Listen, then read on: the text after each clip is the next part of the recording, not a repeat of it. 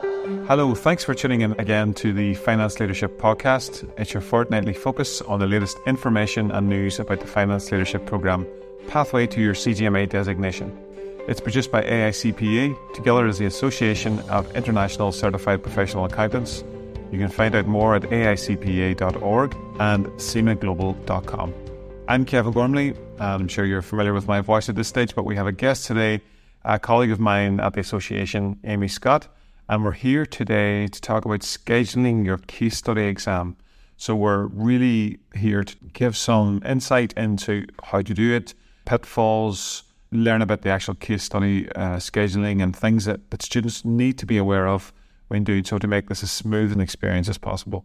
So welcome, Amy. I suppose the first thing we should do is if you can introduce yourself and let us know who you are, what you do at the association. Hi, Kevin. Thanks so much. Hi, everyone. I am the Senior Manager of the FLP Student Platform and Operations. So in my role, I strive to make FLP a product that provides a great experience for all users. Thanks, Amy.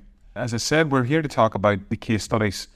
And I suppose the first thing we should talk about and understand is why we have them in the FLP platform and about some of the basic principles. For those of you who have not yet scheduled or sat a case study exam, let's just take that moment to cover those basics. So as part of your learning journey, you'll be required to pass up to 3 proctored exams. And the purpose of these exams is to allow you to demonstrate your mastery of the content contained within the CIMA exam blueprint.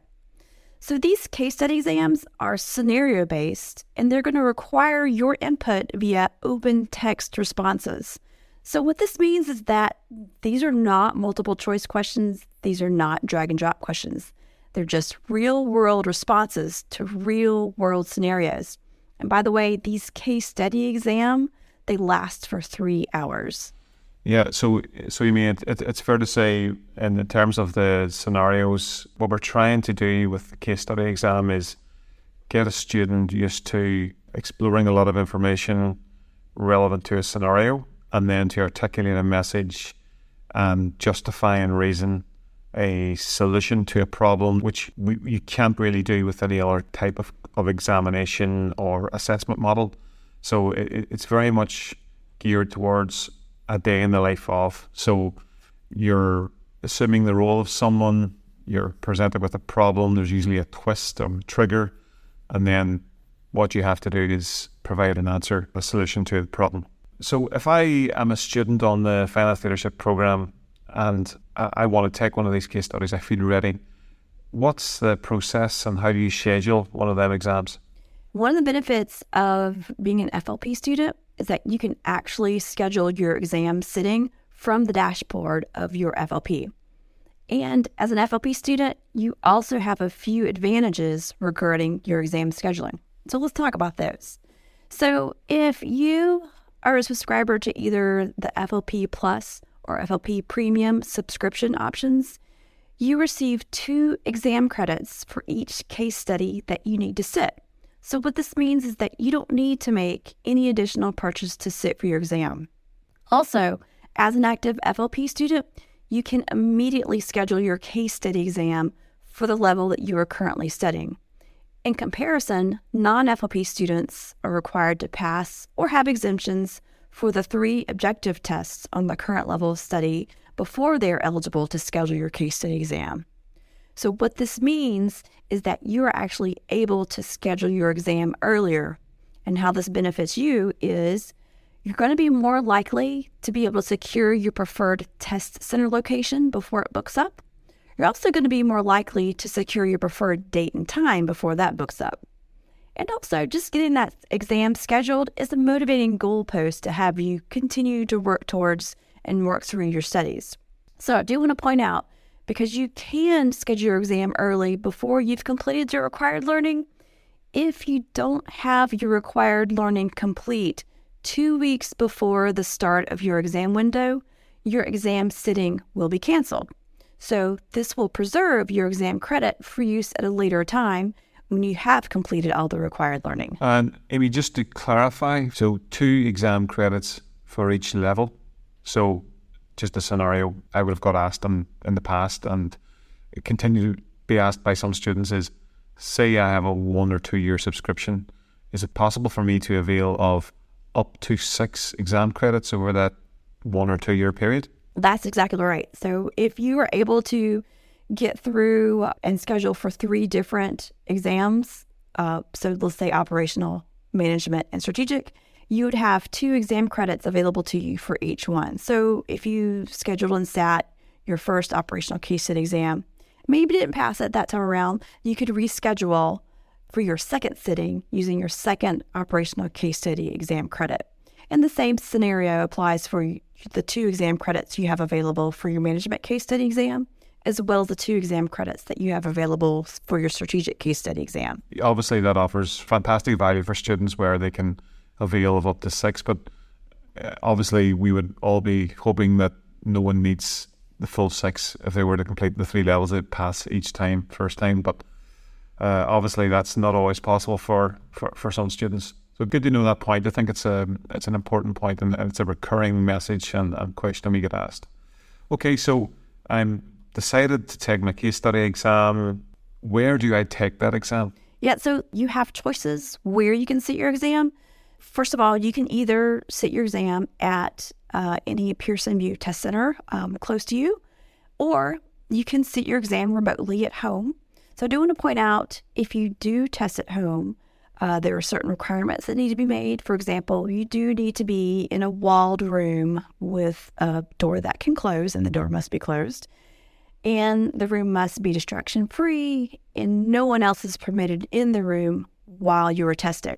So I do want to point out, because of the additional requirements for sitting at home, we have included several links with the podcast that contain more detailed information about these requirements of sitting your case study exam at home.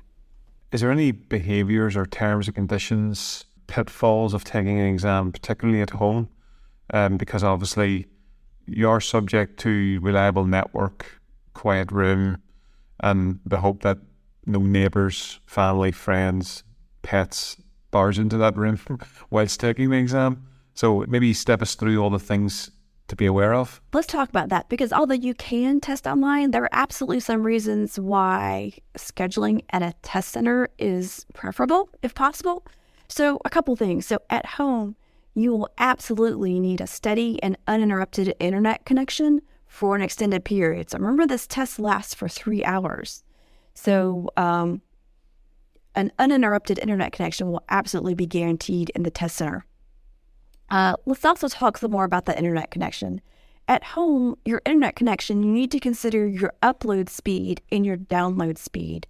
For most people, their home internet connection has a very good download speed, but a slower upload speed. For testing purposes, you need to have a really good upload speed. This is because you'll constantly be uploading video and screen monitoring for review by your proctor. And so this video feed must be uninterrupted to prevent your exam from being stopped. So internet connection is a huge key in considering whether or not you want to sit at home. Thinking about your internet connection, you also need to think about the time of day of your exam. So most of us actually have shared internet connection within our neighborhood. So you're sharing bandwidth within your neighborhood, and if that's during a heavy usage time, it may cause some downgrade periods in connectivity, which may then cause interruptions and disconnect you from the exam. So all things to take into consideration. And another thing, which for me is a huge consideration, since at home, if you're testing at home, you must remain on camera at all times. This means that you cannot take a bathroom break. Whereas at a test center, you can actually raise your hand and a proctor will allow you to take a bathroom break. So that's another big thing I think that needs to be considered when thinking about taking a test at home versus taking a test at a test center. And basically the bottom line is this: you have a lot to think about already in your exam preparations. So if you can remove the previously listed items such as internet connectivity and no interruptions and having to go to the bathroom, I think it just make your life a little bit easier if you're able to schedule at a Pearson Vue test center instead. That's a fair point. And just to be clear for the audience, the vast majority of our exams go completely unscathed. There's no issue whatsoever, and people complete the exams as planned. However, in the event of things going wrong, largely outside the control of anyone with all best intentions. It is a very stressful event if you do plan and study, work yourself up to sit an exam. You have then issues that could have been mitigated against that you then have to reschedule. So normally what will happen is if there is an event outside the control of anyone, we will try and get you into the window the following week of the initial exam. So it's a fallback contingency window, but it's only open to students whereby, I suppose, force majeure came into play, where internet problems or any other external factors impacted on the ability to complete the exam. So it's not something we want to use very often, but it's there just so you know that it's not all down and out once if things fail for reasons outside your immediate control. So just be aware of that. As Amy says, I think it's very important that as much as possible that students opt for a test centre. And as you'll be aware, there is thousands of Pearson Vue test centres across the globe. So there should be one near most students or at least in most urban areas.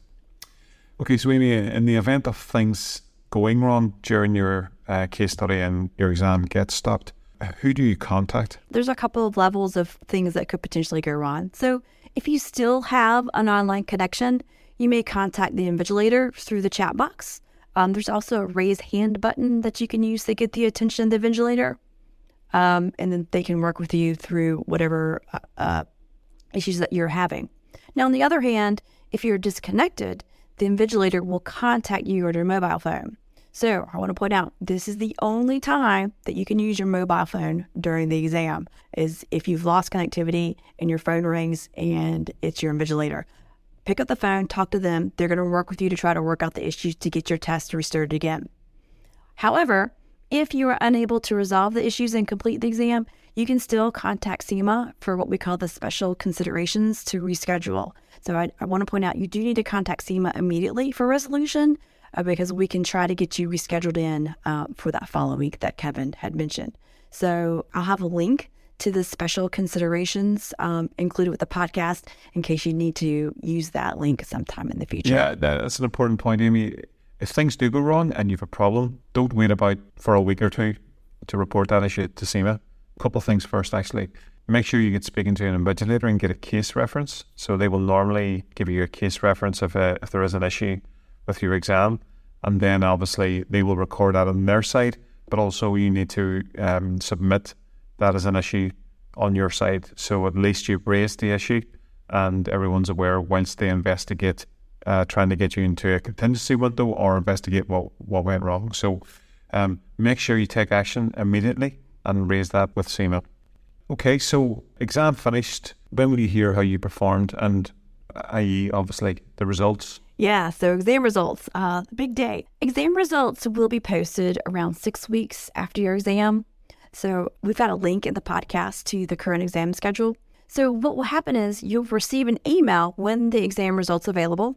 And although the email will contain instructions on how to check your exam results, basically as an FLP student, your exam results are available in your FLP My Account section.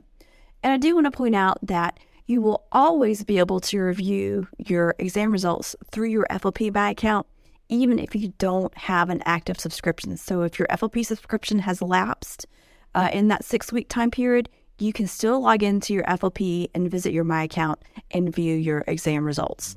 And that can happen obviously particularly if you're coming to the end of your CGMA journey and you've just completed your strategic case study and maybe your subscription just ran out a few weeks after the exam, you can still certainly get the results, as Amy says, through the FLP platform. So you'll still be able to log in. You won't have access to the competencies or the learning because you've obviously no subscription, and anyway you've finished your strategic case study, so no longer needed at this point, but you still can get your results. You mentioned a number of resources and links. They will be available in the show notes in the podcast, but maybe if we just highlight those again for any listeners, please. Sure, absolutely. The first thing we have is, at this point, we'll have the link to the current exam schedule. So you can go there and see what the registration dates are, what the exam sitting dates are, when the precincts will be released, and of course, when the exam results will be released. So all the information will be available in that link. There's also a link that you can use to find out what Pearson Vue test centers are near you so you can get an idea of what's close by or how far you may have to travel for one. So then we have quite a few resources on exams. So I do have an FAQ on sitting for remote exams. So if you're interested in helping to determine if that's an option for you, there's additional information there to make sure that your environment and your internet connection is going to suffice for that type of exam.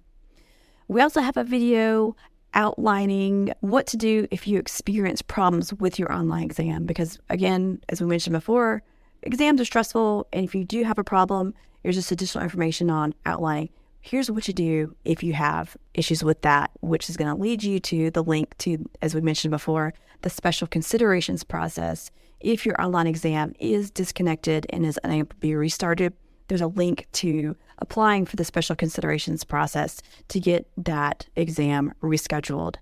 And then finally, there's also a link to general CIMA global exams information.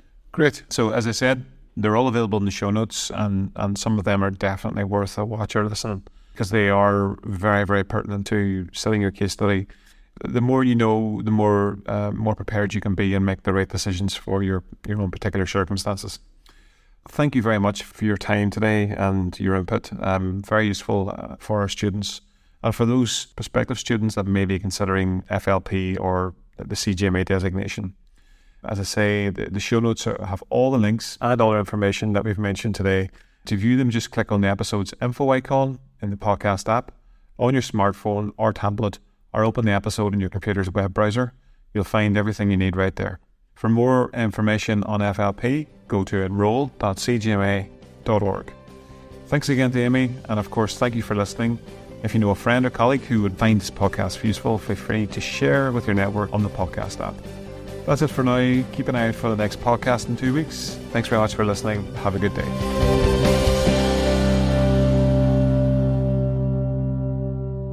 This podcast is designed to provide illustrative information with respect to the subject matter covered and does not represent an official opinion or position of the AICPA or AICPA.org.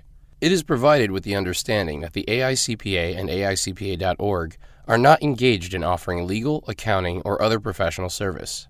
If such advice or expert assistance is required, the services of a competent professional person should be sought. The AICPA and AICPA.org make no representations, warranties, or guarantees as to, and assume no responsibility for, the content or application of the material contained herein, and especially disclaim all liability for any damages arising out of the use of, reference to, or reliance on such material.